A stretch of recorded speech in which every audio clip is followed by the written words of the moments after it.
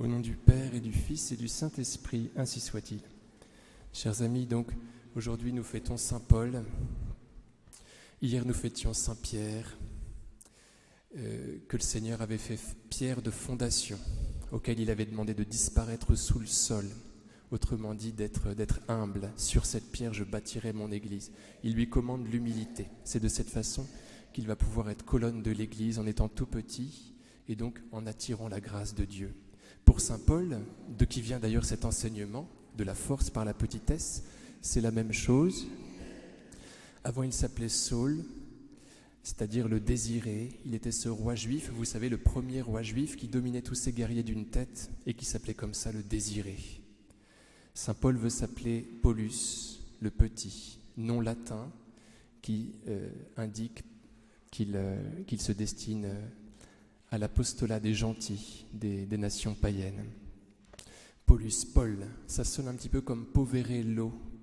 On se souvient de François d'Assise, qui s'appelait François, français, si vous voulez, coq, et qui a voulu s'appeler tout petit, Poverello. Voilà.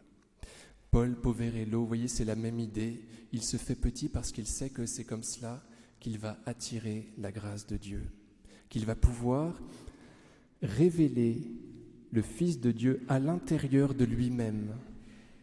Quand celui qui m'avait mis à part dès le sein de ma mère et m'avait appelé par sa grâce, voulut bien révéler son Fils en moi. Chers amis, à chaque fois qu'on se fait petit, qu'on laisse faire Dieu, donc on s'humilie pour que Dieu ait toute la place, à ce moment-là, on est certain de révéler Dieu par notre effort d'abaissement.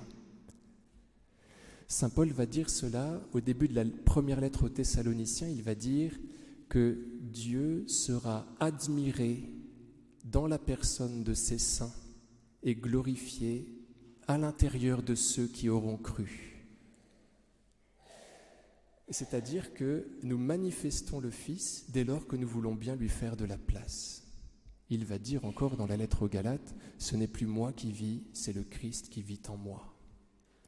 Et il va dire encore, au chapitre 3 de la deuxième lettre aux Corinthiens, que sa gloire à lui, contrairement à la gloire du visage de Moïse, que la gloire de son visage à lui ne disparaît jamais.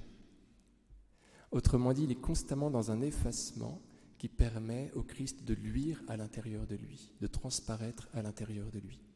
Donc, chers amis, pensons que cet abaissement permet auquel le Christ nous convie à longueur de journée. À chaque fois qu'il nous demande de faire le bien, on renonce à nous-mêmes. Le propre de l'amour, c'est de s'abaisser, dit Thérèse de Lisieux. À chaque fois qu'on est convoqué à un rapetissement, on est certain de le transmettre. Au nom du Père et du Fils et du Saint-Esprit, ainsi soit-il.